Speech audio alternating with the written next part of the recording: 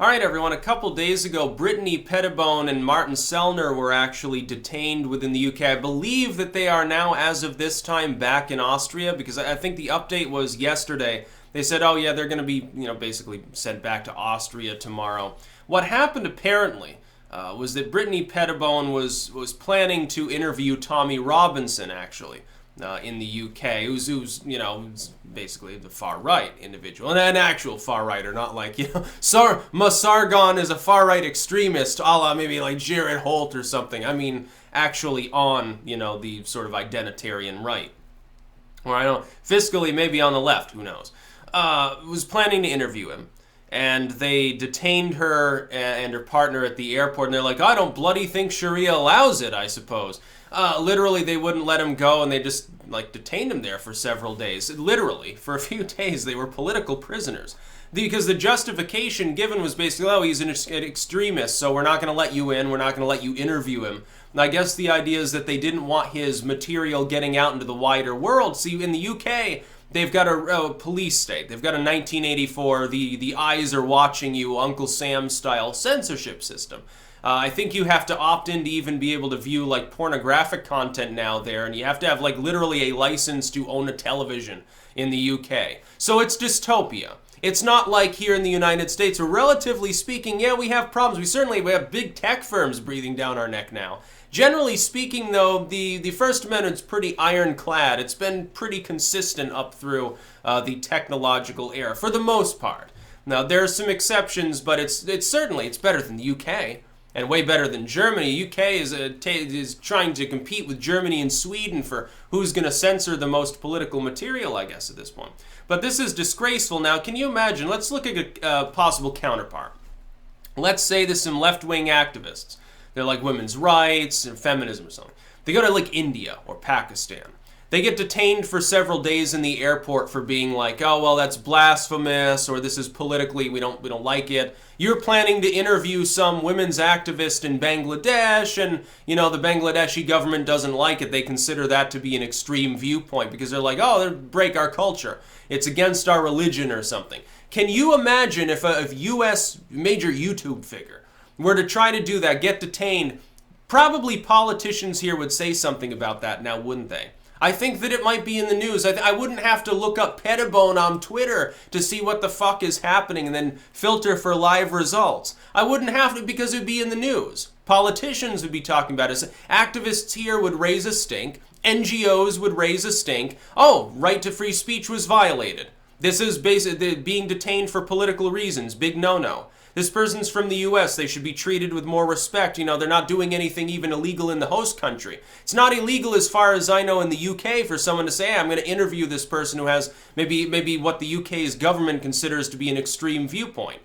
If that were true, then can a leftist here in the U.S. go and visit a cleric over in the U.K. and interview them? Is that allowed still? Probably. Yeah, it would be a major incident if they weren't allowed to. Be a major incident. But because once they start using terms like Nazi, bigot, extremist, once they start applying those terms, the general purpose of using that terminology to describe someone who simply has views that are different from yours, and of course in some cases they use these to describe people who are literally liberals, which is the funniest thing. The liberals are libertarians, or they're certainly not they're not exactly a Spencer fan, if you know what I'm saying. When they begin using these terms, the only purpose for that is to denigrate the reaction of people when they are mistreated. To essentially say this person is a pariah. It's like the mark of Cain.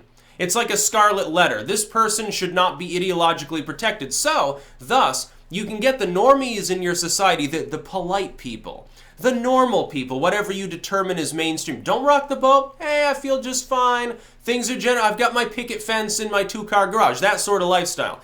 You can keep 100% of those people from touching the issue and giving a damn about the mistreatment of one of their fellow citizens if you have successfully convinced them that person is an extremist. Because in their minds, what you've caused is a situation in which if they ideologically interject that, hey, this person still does have the right to speak freely, they have the right to travel around. The UK is always talking about how it wants everyone else to travel freely. But all of a sudden, this blogger gets fucking detained for, political beliefs somebody else apparently has. you can get them to not care about that and not defend that person. They'll even join in the chorus of people saying, yeah, but they kind of deserve it because they're an extremist. You can get totally normal people to burn witches in this manner. Yeah, absolutely you can. Yeah, it's been done before. It's a propaganda strategy. That's what the lamestream media, people don't even realize. When they say, well, Trump is attacking the media, and, you know, he's only attacking the corporate part of the media that's slowly dying off. But, okay, well, let's grant it. He's attacking the media. Oh, this is dangerous. Which is more dangerous, that? Or the media using language to try to dehumanize large swaths of people? Deplorable, extremist, Nazi, bigot, fascist, in order to deprive them of reasonable protection. In order to deprive large swaths of the U.S. public, simply based on mundane beliefs that they have that 20 years ago would have been considered perfectly normal. MAGA populism being a great example. It's not fascism. It's not an extremist viewpoint. It's not far-right. It has nothing to do with the left-right dichotomy for the most part. And yet you've convinced people that if they have a MAGA hat on, that they should be punched and that they kind of deserve it because that's like the symbol of the enemy of mankind or something. Don't you understand how dangerous that is and how much, far much closer that approximates the kind of strategy we saw in maybe the early fascist period, the 30s or 40s, than anything that a Donald Trump populist is suggesting? Much, much closer. You say that somebody who came here illegally broke the law and gets deported, that's like tyrannical, that's like Hitler. Well, what about decrying your enemies as extremist and then saying, well, they shouldn't have the right to speak. They shouldn't have the right to defend themselves. They shouldn't have any right to recourse if they're abused under the law because they have wrongthink. They have the wrong opinions. We have that problem here with the fucking media. And then you look at the UK and saying, oh, well, this person, she was going to interview an extremist, so we're just going to hold her in the airport, send her back to Austria. Send her back to Austria. It's very funny. In Austria, they can meet up. They can, I guess, teleconference with Robinson. They can talk to me. They can talk to anyone that they want. In Austria, the Austrian government, run by, I believe, basically a socialist, doesn't give a fuck. But the UK's supposedly the very conservative, evil, bigoted UK, if you listen to like the left there, they give a damn. They don't want you to be able to speak freely. Trust me, when a government is telling you that you have to be sheltered from certain opinions, trust me, you need to hear those opinions far more. And you need to hear far less from your government because it's become a totalitarian style of government. What you say is having a polite society, having tolerance and respect. Where's the tolerance? Where's the respect here in this situation? Where's the respect? There is none. Because she has an extremist viewpoint. I find that troubling. Yeah, there's a reason why I wouldn't travel to Europe. Absolutely. Because I could be treated the same way. I don't even have to actually have extreme beliefs. All I have to do is talk to Richard Spencer, and all of a sudden I become, I guess, an enemy of the UK or something. Hell, they probably spy on people here in the United States. They probably do it with the blessing of the FBI half the time. Of course they do. It's absolutely disgraceful. It's funny. A person who doesn't even have themselves out their beliefs can, guilt by association, another propaganda tactic, can be, mistreated too. Pettibone herself, they're not saying, well, she's an extremist, she's not allowed in the UK. She can't come here with her boyfriend and do things. No, the excuse they're giving is, okay, this person already in the UK is extreme, you're planning to, I guess, platform them, so that's a problem.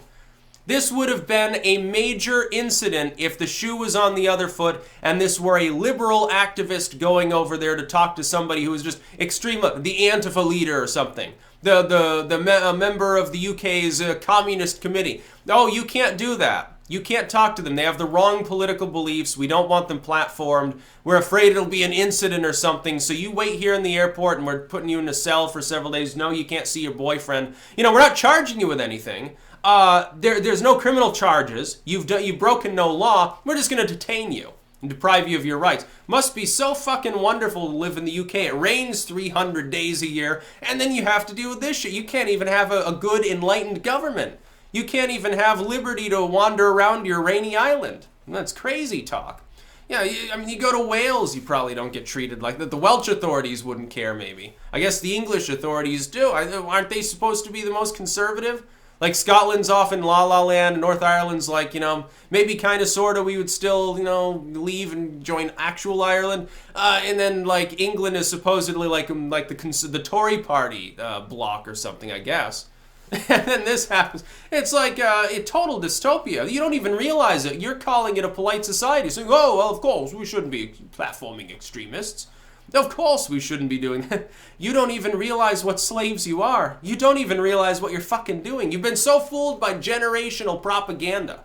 At this point, you have decade after decade of nonstop propaganda to teach you incorrectly. You know, a worldview that's not even objectively real is objective. That's what you've been taught. You don't even realize your mind is being controlled half the time.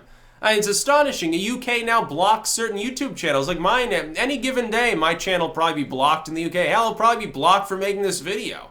So to protect the English people against that horrible Styx Hexenhammer, he's so extremist, he wants people to be free, to be able to say what they want, because then hopefully they don't go off and be violent. But that's an extremist viewpoint. We should throw him in the loony bin. Fucking come on. It's crazy.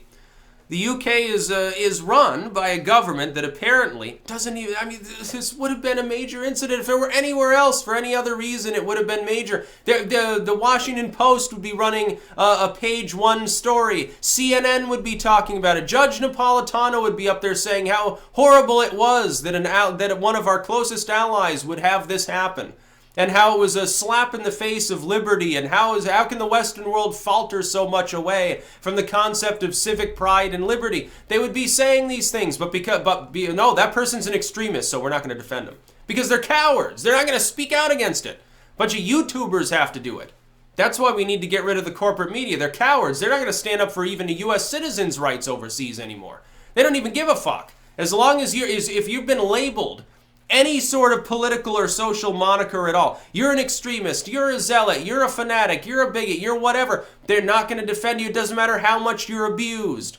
You could be detained for 1,000 years in the UK. They wouldn't care. They wouldn't say a thing. You'd be a literal political prisoner. They wouldn't care. They're not going to lift a finger for you. What does that say about them and their loyalty? That's not exactly with the realm of the Constitution. Let's just put it that way. I think their loyalty may be more towards I don't know, Riyadh or Berlin, actually, to tell the truth. That's about all. Peace out.